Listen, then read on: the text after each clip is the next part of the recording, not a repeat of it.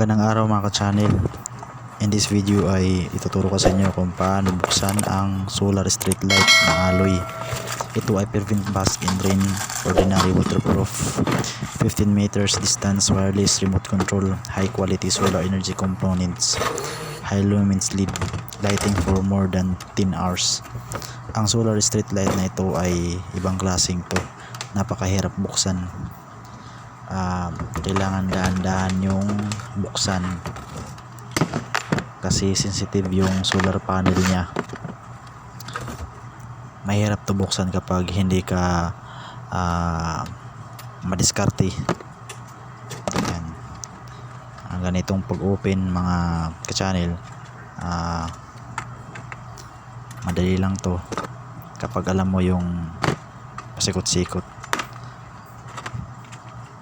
Kapag binilisan mo, pag buksan mo to ng mabilis, mas malala, may posibilidad na masisira yung solar panel niya, kasi yung solar panel niya dyan kasi papasok yung electricity niya galing sa sunlight, kaya hindi dapat pwedeng masira.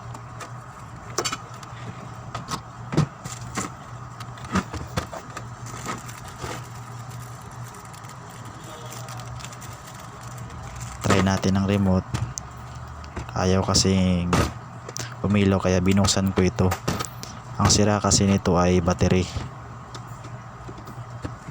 kaya binuksan ko.